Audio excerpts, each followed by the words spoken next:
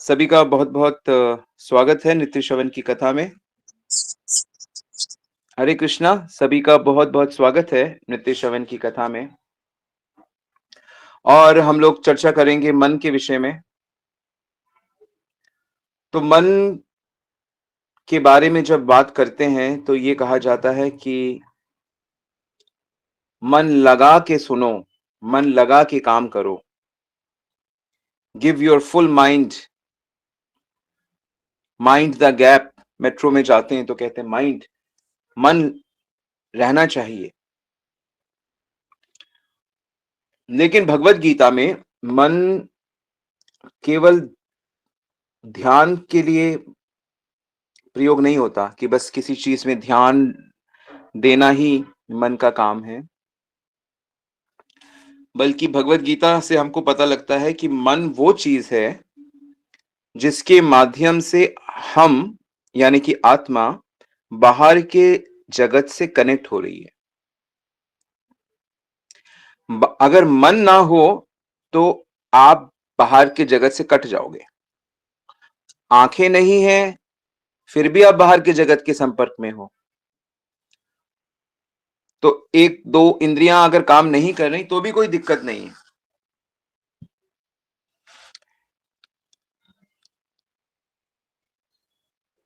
तो कई बार जब मन चीजों में लगता है तो हमारा हमारा जो फोकस है, कंसंट्रेशन है, ध्यान वो बहुत तीव्र होता है। और अगर मन किसी कार्य में नहीं लगता तो हम उस कार्य को कर नहीं सकते ठीक से। मतलब जिस काम के लिए मन राजी है वह काम में प्रगति होगी, सक्सेस होगा। इसीलिए गीता में बताया गया है कि मन हमारा मित्र भी है और हमारा सबसे बड़ा शत्रु भी है। मन हमारा सबसे बड़ा मित्र हो सकता है और मन हमारा सबसे बड़ा शत्रु भी हो सकता है।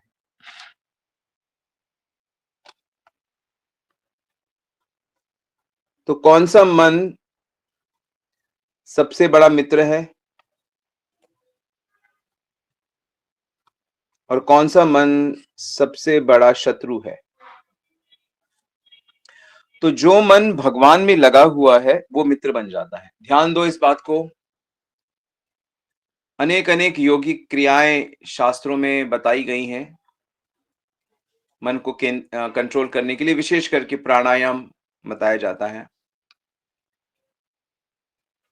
लेकिन पूर्णता कब हासिल होती है? कि जब मन भगवान में लगता है। गीता में श्री कृष्ण ने ये रहस्य बता ही दिया कि जब मुझ में मन लगता है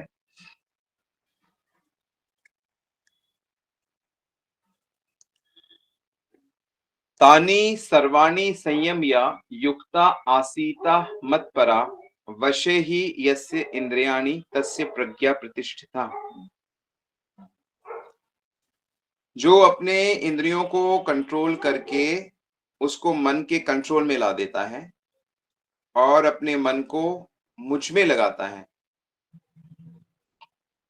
तो मुझ में लगाने से उसकी जो बुद्धि है और उसकी सारी चीजें जो है वह मुझ प्रतिष्ठित हो जाती हैं, स्थिर हो जाती हैं, एकनिष्ठ हो जाती हैं। तो पूरी कोशिश करके हमें क्या करना चाहिए? अपने मन को ईश्वर में लगाना चाहिए। उससे फिर मन जो है वो हमारे कंट्रोल में आ जाता है। तो क्योंकि मन के बिना हम इस जगत से व्यवहार ही नहीं कर सकते, क्योंकि उस वही हमारा कनेक्शन है इस बाहरी जगत से। तो इसलिए मन की दिक्कत यह है कि मन गायब नहीं हो सकता। ऐसा नहीं हो सकता कि मन है ही नहीं। बेखुदी एक शब्द है ना उर्दू में, बेखुदी मतलब आप एब्सेंट माइंडेड हो सकते हो लेकिन मन एब्सेंट नहीं हो सकता।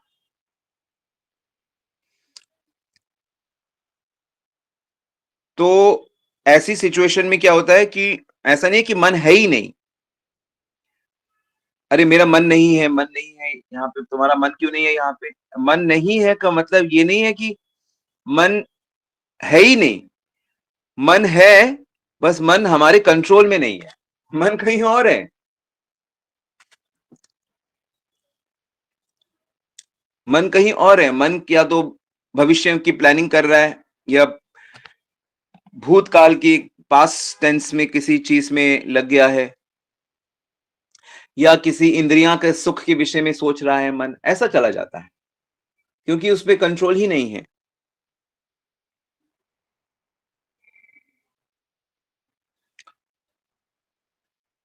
लैक ऑफ कंट्रोल हो गया है। तो मन को जहां पे भी लगता है कि सुख मिलेगा, वो वहां दौड़ जाता है।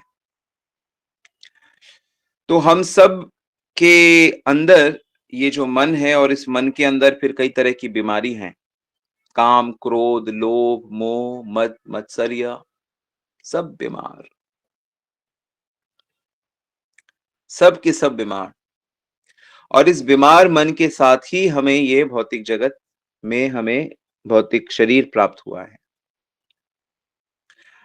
लेकिन ये तो भगवान का बहुत बहुत शुक्र है कि भक्ति योग से हमारा परिचय हो गया। भक्ति योग से परिचय होना आसान नहीं है, आसान नहीं है। जिन लोगों को बड़ी बाद में भक्ति मिली है, अब कई भाग्यशाली हैं जिनको बचपन में मिल गई, युवावस्था में मिल गई। लेकिन बहुत से लोग हैं जिनको 50 साल के बाद श्री कृष्ण चैतन्य महाप्रभु, नित्यानंद, अद्वैताचार्य को के विषय में पता चला, जिन्हें हरि कृष्ण मंत्र के बारे में पता चला। तो वो लोग अपने को बहुत समझ सकते हैं कि कितना भाग्य है।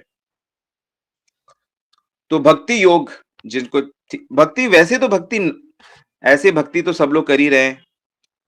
उत्सव जन्माष्टमी तो बचपन से लोग मनाते हैं, व्रत रखते हैं। भारत के घर घर में ये सब चीज होती है, लेकिन वह लौकिक श्रद्धा वाली भक्ति होती है। वो हमारे द्वारा चुनी हुई भक्ति नहीं होती। वो तो घर में हो रहा है, हम कर रहे हैं। वो तो स्कूल में सरस्वती पूजा, तो अब चलो भाई जन्माष्टमी हो रही है हमारे मोहल्ले में, तो चलो भाई, वो लौकिक सामाजिक चीज हो रही है। आपने चुना क्या उसको? आपने उसको दिल में बिठाया, आपने उसको पकड़ा, तब तो प्रारंभ होगी। तो इतना मुझे पता है कि इस कथा में ज्यादातर लोग जो सुन रहे हैं, उन्होंने भक्ति को पकड़ा है। तो जो भी हरे कृष्ण महामंत्र जप कर रहा है, और विशेष करके 16 माला, अगर वो 18-20 साल से ऊपर है, तो इसका मतलब आपने भक्ति को पकड़ लिया है। अब आप थोड़े ही समय में आपका ऐसा हो जाएगा कि अब ये भक्ति आपको नहीं छोड़ेगी। अब भक्ति आपके हर समय आपके साथ रहेगी, और ये आपको सारी समस्याओं से निकाल देगी। इस जीवन की समस्याएं तो कुछ है ही नहीं, तो जन्म मरण की समस्याओं से भी बाहर निकाल देगी। तो भक्ति योग क्या करती है? हमको ना, हमारे मन को भक्ति योग श्री कृष्ण से परिचय कराती है।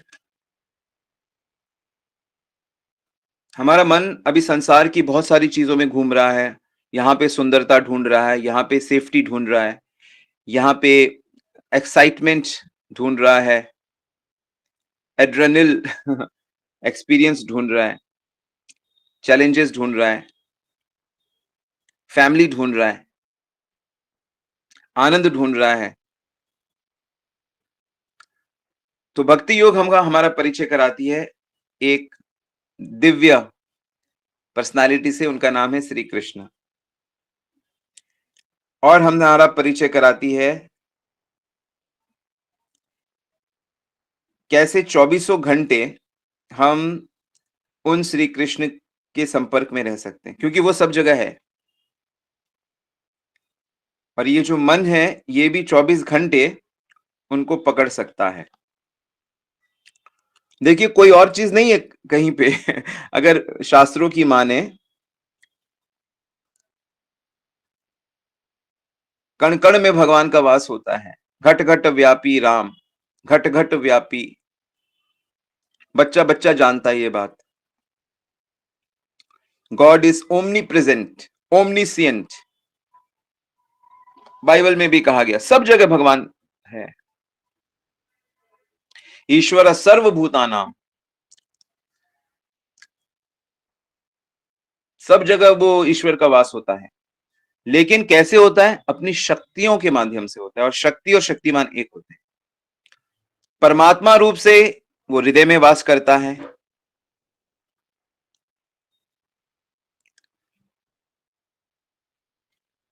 तो हर समय हम उस भगवान से संपर्क में रह सकते हैं। सततम स्मृतव्यो विष्णु, 24 घंटे उनको याद रखो, 24 घंटे अपना संबंध याद रखो।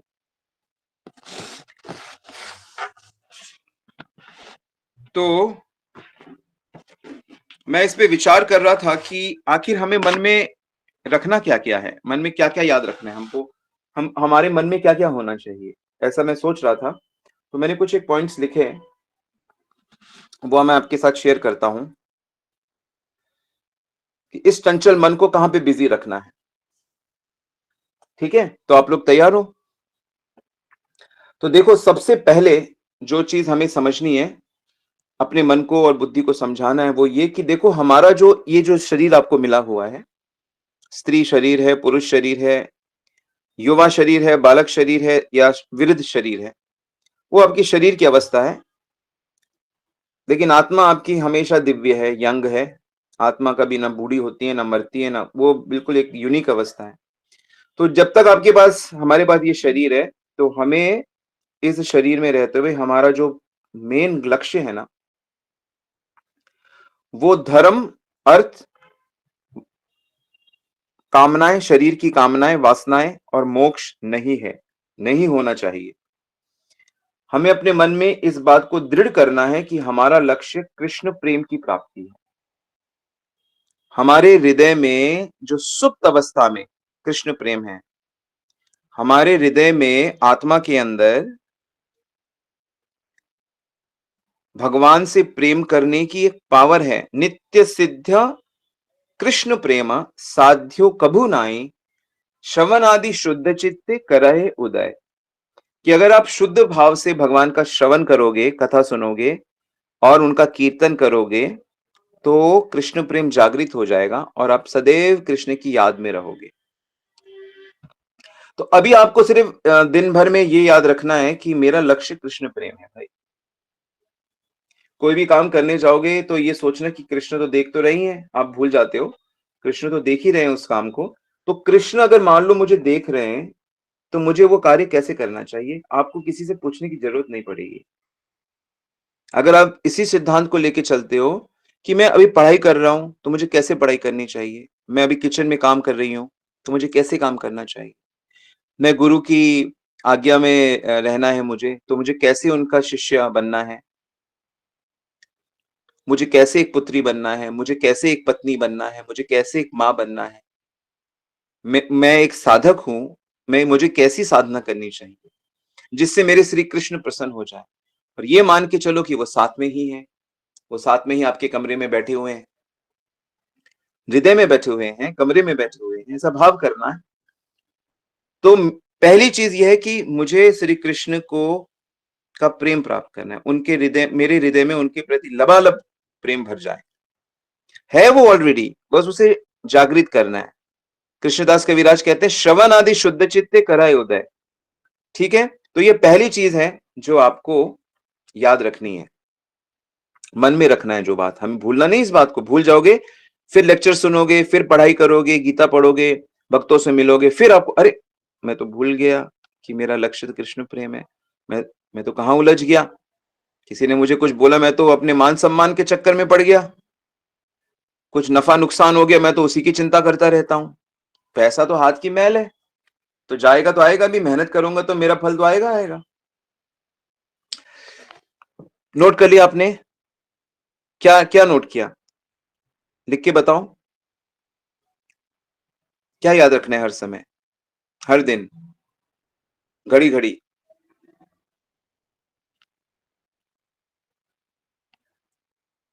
क्या? यस, बिल्कुल सही। कृष्ण प्रेम मेरा लक्ष्य है। नंबर दूसरा हमें क्या याद रखना है? देखो अब बहुत इंटरेस्टिंग है ये। हमें मन में, मैं डिस्कस कर रहा हूं, हमें मन में क्या क्या रखना है। दूसरी चीज जो आपको मन में रखनी है वो ये रखनी है कि ये जो नाम है कृष्ण का, इसकी महिमा क्या है,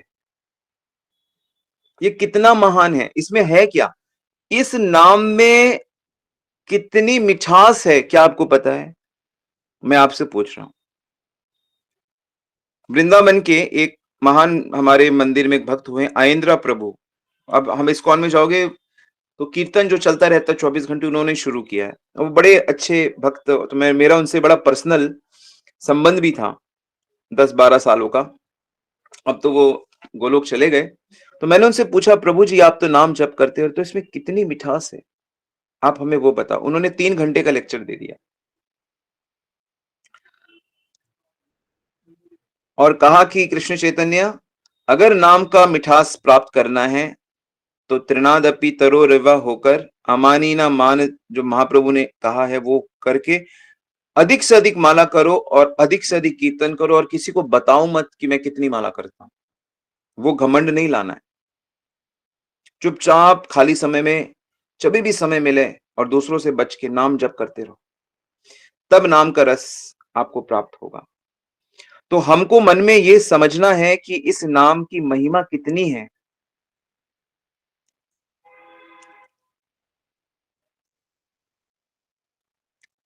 नाम की महिमा के विषय में बताते हैं कि प्रभु आके तो एक अहल्या का उद्धार किया और नाम ने करोड़ों करोड़ों का उद्धार कर दिया।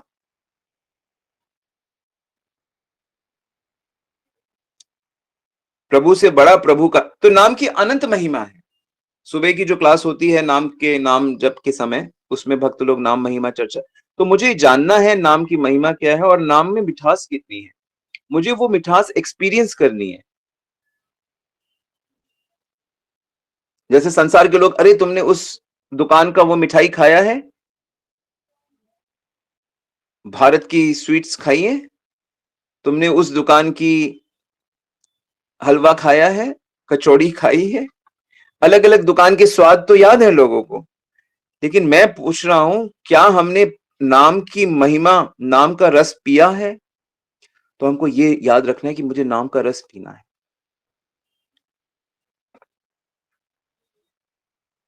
हम चर्चा कर रहे हैं कि मन में क्या क्या रखना है। तो पहली बात, मेरा लक्ष्य कृष्ण प्रेम रखना है, नाम की महिमा का की समझ रखनी है और नाम का स्वाद मुझे चखना है।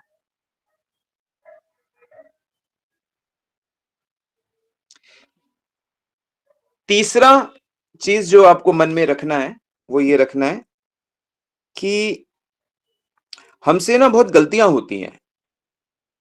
भक्तों के प्रति हम गलती करते हैं,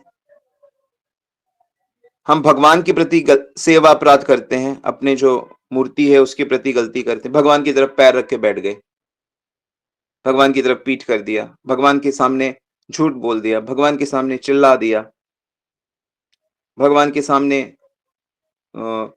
मंदिर में या अपने ठाकुर जी के सामने झूठे मुंह चले गए, गंदे विचार के साथ चले गए, फोन पे बस भगवान सामने फोन पे लगे हुए हैं।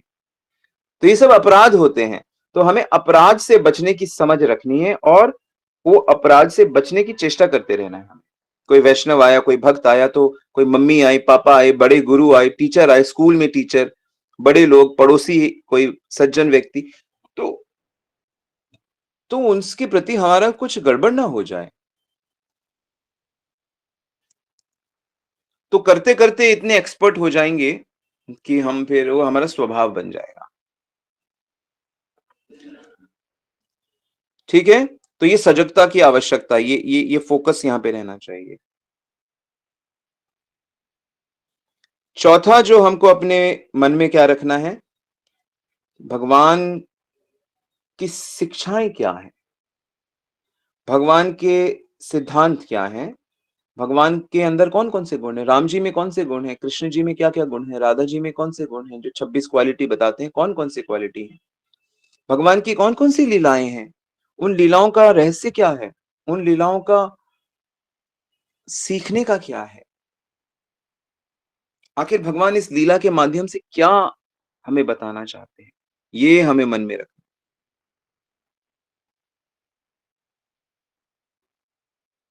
कितना काम है अभी करने को, नहीं? देखो संसार में लोग सिर्फ अर्थ चाहते हैं, पैसा और काम। काम और अर्थ और काम प्रधान हमारा समाज है। तो इन 2 लक्ष्य के लिए वो कितना कुछ कर रहा है आप देखिए। हवाई जहाज बना दिया, metro, train, mobiles, computers, theatres, fancy fancy चीजें, किस लिए? सिर्फ 2 लक्ष्य, इंद्रिय तृप्ति और अर्थ। तो हमारे लिए यहाँ पे भगवान का विचार, भगवान के सिद्धांत एकदम पक्का बनना है।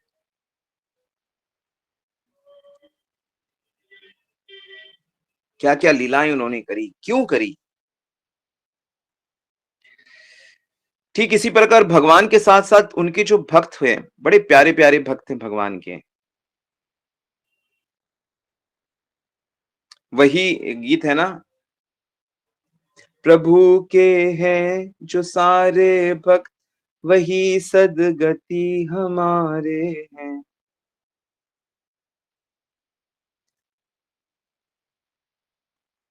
तो भगवान के जो भक्त हैं, उनकी महिमा क्या है? उनकी सेवा कैसे करें? उनमें कौन-कौन से गुण होते हैं? उन्हें कैसे प्रसन्न करें? ये मन में सोचना है। आप कभी मंदिर जा रहे हो, वहाँ किसी भक्त से मिल रहे हो या अपने सत्संग में, अपने नॉर्मल लाइफ में भी आप भक्तों से मिलते हो, तो उनकी क्या महानता है? क्या महिमा है? और उनकी सेवा कैसे करें? उनके गुण क्या हैं? ये सोचना है। नहीं तो दूषित मन सोचता है, "अरे! इसमें गड़बड़ क्या है? ये तो दिखावा कर रहा है।"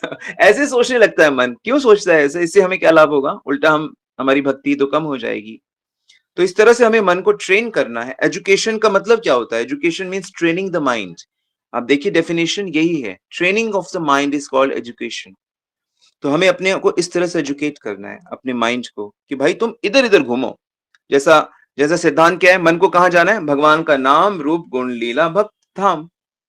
नाम, रूप, गुण, लीला, भक्त और धाम। भगवान की इन चीज़ों में मन को बस जीवन भर घुमाते रहना है और कहीं नहीं ले जाना।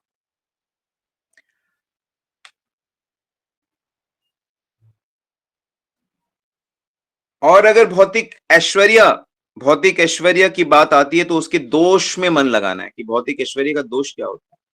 भोग जो भोग रहे हैं, स्त्री भोग रहे हैं, पुरुष भोग रहे हैं, फैमिली भोग रहे हैं, उसमें दोष क्या है? उसका कितना भयानक परिणाम होता है, उसको मन में रखना है। काम, क्रोध, लोभ, मोह, ईर्ष्या, द्वेष ये हमारे शत्रु हैं। इनको कैसे ठीक करना है, इस पे मन लगाना है।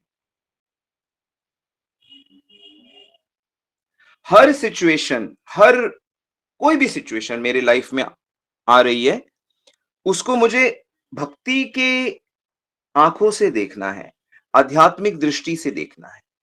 मुझे आध्यात्मिक समझ लेनी है उससे।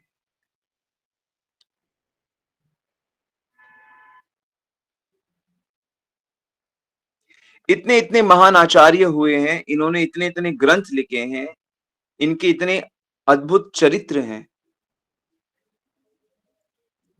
उसको मुझे अपने मन में रखना है, वो सब मुझे जानना है। जैसे मुझे एकदम से याद आ रहा है, रूप गोस्वामी सनातन गोस्वामी के पास जाते हैं, हमारे 6 गोस्वामियों में से एक। तो उस दिन सनातन गोस्वामी जी का जन्मदिन था। रूप गोस्वामी बहुत प्रसन्न हुए कि भैया आज आपका जन्मदिन है। आप जैसे महान भाई प्राप्त प्राप्त करके मैं धन्य हो गया। याद है जब हम लोग महल में रहते थे तो मैं कितने धूमधाम से आपका जन्मदिन मनाता था। कितने उपहार, कितना उत्सव, कितने पकवान, आपको तो खीर कितनी पसंद थी। तो इस तरह से रूप गोस्वामी अपने भाई के जन्मदिन, वो सनातन गोस्वामी भी नंदगांव के पास एक कुटिया में रहते थे, और रूप गोस्वामी वो वो प्रधानमंत्री थे, सनातन गोस्वामी बंगाल उड़ीसा के। तो रूप गोस्वामी इस तरह की बात कर रहे थे। तो फिर क्या होता है कि रूप गोस्वामी चले जाते हैं, तो एक लड़की आती है, दूध लेकर। कहती है कि रूप गोस्वामी के पास आती है, उनकी कुटिया में। कहती है कि बाबा, ये हमारी गाय ने पहली बार दूध दिया है, तो पहला बार दूध होता है वो संतों को दिया जाता है। तो माँ ने भेजा, तो मैं ये दूध लेकर आ गई आपके लिए, और साथ में मैं ये थोड़ा चीनी और थोड़ा चावल भी ले आई कि आप इससे खीर पका लेना। फिर लड़की कहती है कि बाबा, अच्छा तो आप अपने भजन में और लेखन में, रूप गोस्वामी राइटर थे, लिखते थे ग्रंथ, तो मैं ही पका देती हूँ, पर तू खा लियो, तो आप खा लेना इसको। तो वो लड़की घंटा भर लकड़ियां चुन के लाती है, चूल्हा चलाती है। पहले तो चूल्हा बाहरी ऐसे होता था, और रूप गोस्वामी भजन कर रहे थे, और वो लड़की प्यारी सी सुंदर, जो 13-14 साल की गुड़िया होती हैं, गोपियां होती हैं, तो उसने बड़ी सुंदर तरीके से खीर बनाया और खीर दे के चली गई। तो रूप गोस्वामी को ध्यान है कि अरे अरे, आज ही तो मैं याद कर रहा था सुबह सुबह। तो पास ही में सनातन गोस्वामी रहते, तो वो खीर लेके सीधा अपने भ्राता के पास पहुंच गए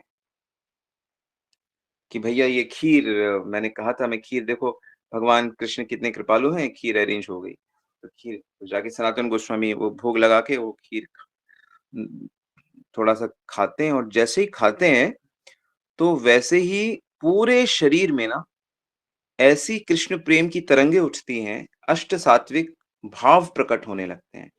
जब कृष्ण प्रेम उफान में आने लगता है, तो पूरे शरीर में, फिजिकल बॉडी में भाव आने लगते हैं, आंखों से आंसू आने लगते हैं, शरीर में पसीना आने लगता है, रोए खड़े हो जाते हैं, कपकपी होने लगती है, मुंह से लार गिरने लगती है। मतलब ऐसी अवस्था देखकर कि जैसे किसी को कोई दौरा पड़ गया हो, लेकिन वो प्रेम का दौरा होता है।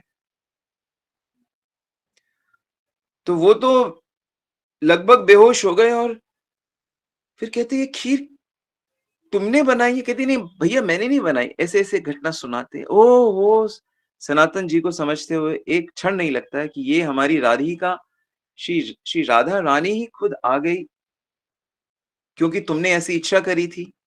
तो देखो, हमारी स्वामिनी को ही सेवा करने के लिए ऐसी इच्छा मत किया करो।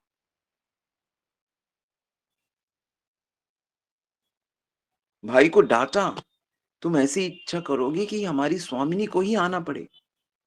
फिर पता करने गए कि कौन लड़की थी, कहां थी, पता तो चला ही नहीं कौन लड़की थी। वो तो स्वयं राधा रानी थी। तो ऐसी है महिमा भक्तों की, ऐसी है महिमा उनके प्रेम की। ये हमें मन में रखना है, और अपने मन को समझाना है कि हे मन, तू भी पवित्र बन जा, अब और व्यर्थ ना कर समय।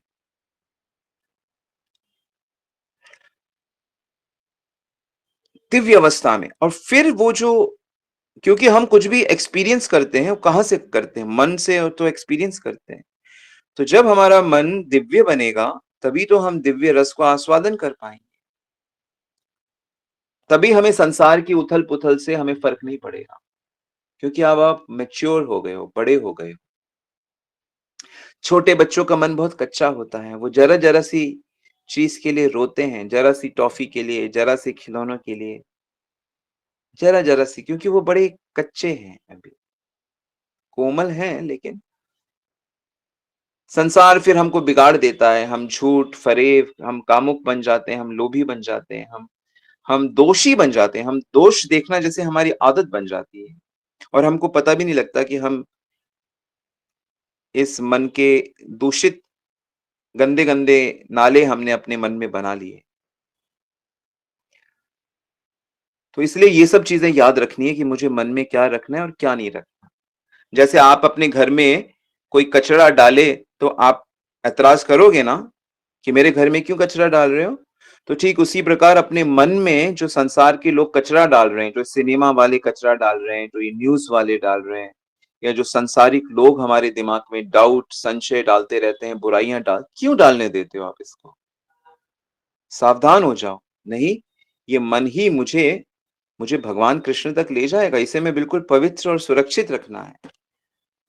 तन की प्रोटेक्शन नहीं करनी ज्यादा, मन की प्रोटेक्शन करनी है, मन को बीमारी ना हो।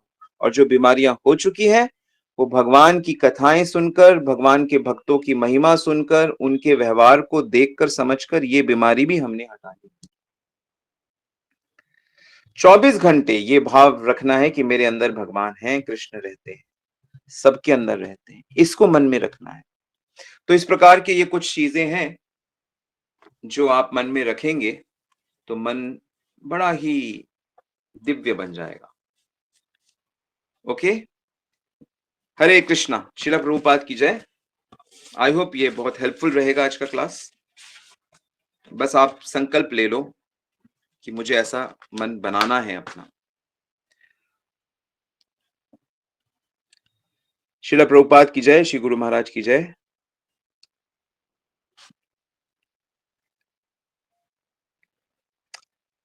किसी का कोई क्वेश्चन है तो स्वागत है। हरे कृष्णा प्रभु जी, दंड प्रणाम। हरे कृष्णा प्रभु जी, दंड प्रणाम। हरे कृष्णा जी।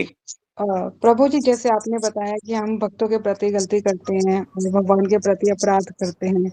अभी जैसे हमारे यहाँ व्यवहार में कई होती हैं चीजें, हम झूठ, आपने जैसे बोला झूठ बोलना नहीं चाहिए, बोलने, तो इन चीजों को तो हम कैसे ध्यान रखें? अगर थोड़ा सा आप और इस पे बता दें तो, ताकि हम अपने को सचेत कर सकें, क्योंकि अभी हमारे व्यवहार में तो पुरानी चीजें हैं।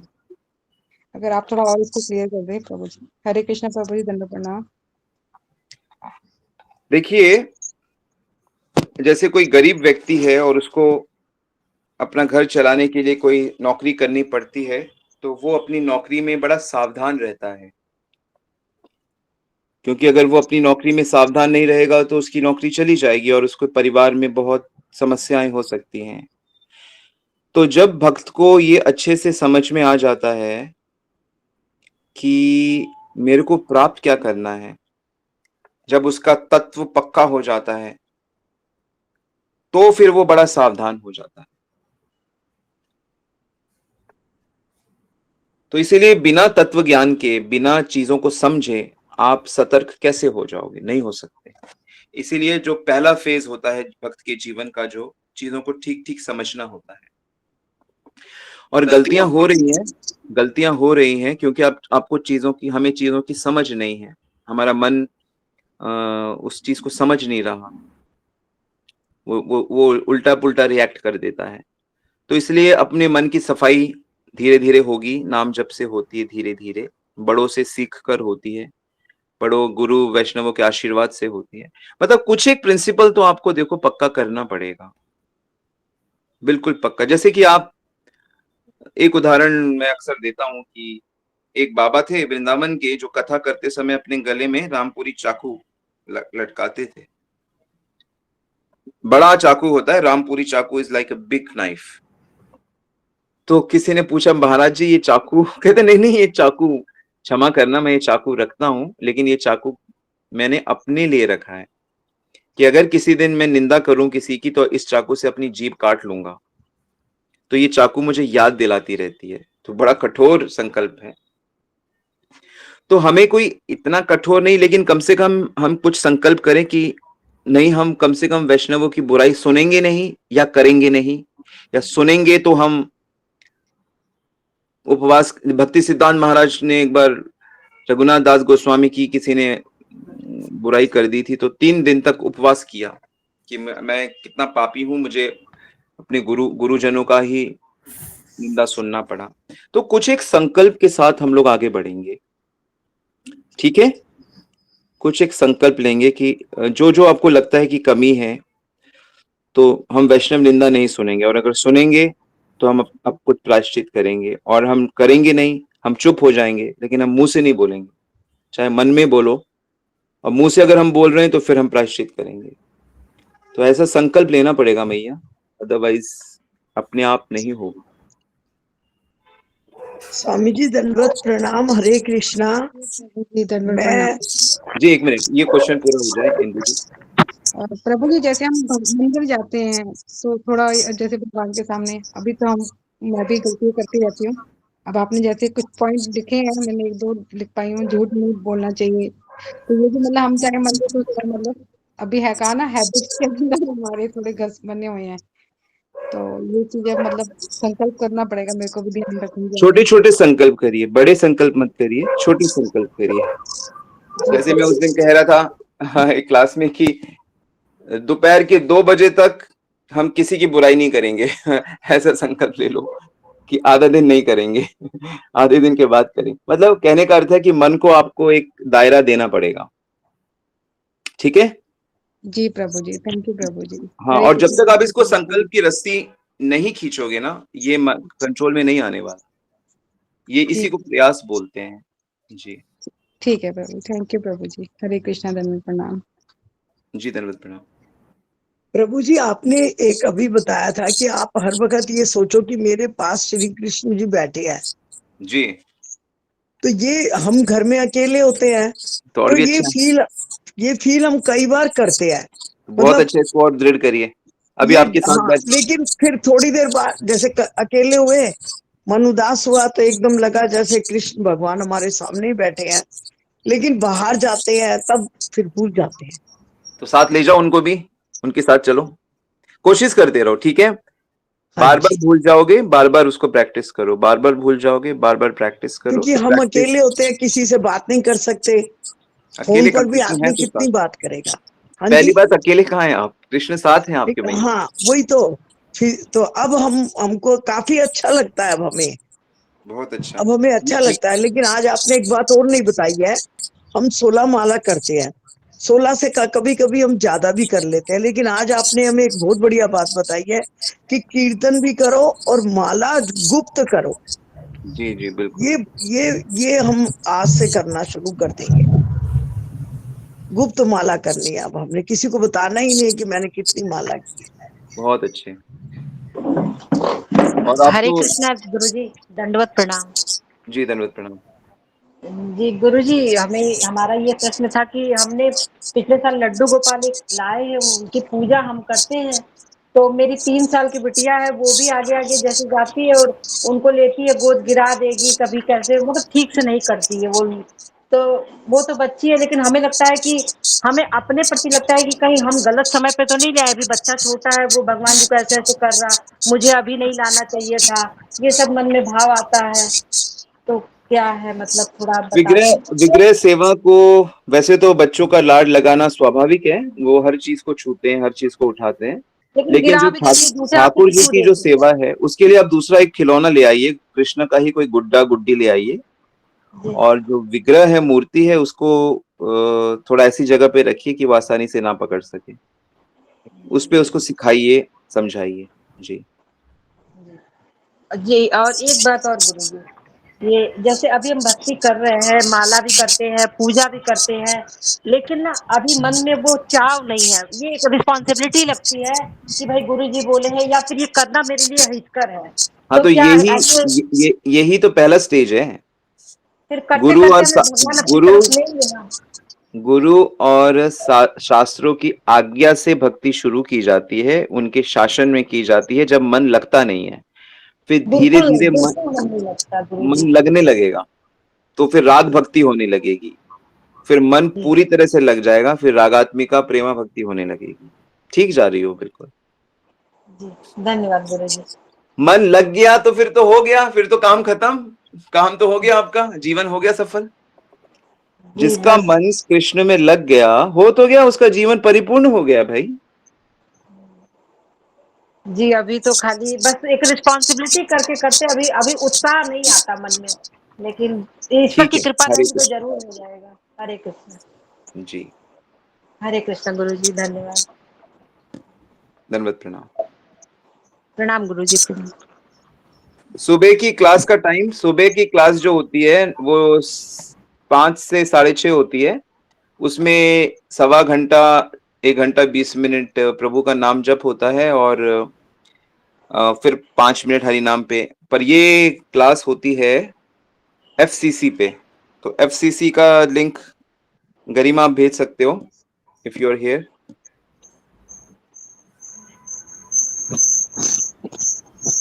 ग्रुप में भिजवा देंगे FCC पे।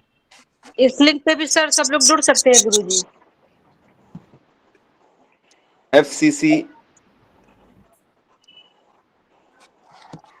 जी, मैं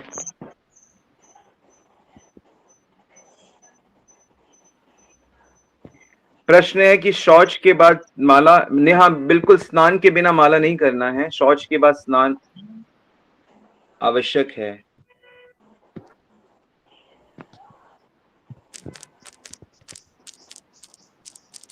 मैं ये एक लिख रहा हूं, फ्री कॉन्फ्रेंस कॉल, ये ऐप आप लोग सब डाउनलोड कर लो। फ्री कॉन्फ्रेंस कॉल, ये एक ऐप है प्ले स्टोर में, मैंने मैसेज में डाला, आप लोग इसको डाउनलोड कर लो, तो फिर हम आपको लिंक भेज देंगे, ठीक है? ओके, तो हम लोग आज यहीं रुकते हैं। Thank you. वांछा कल्पितरुभ्यश्च कृपा सिंधुभ्यश्च पतितनां पावनेभ्यो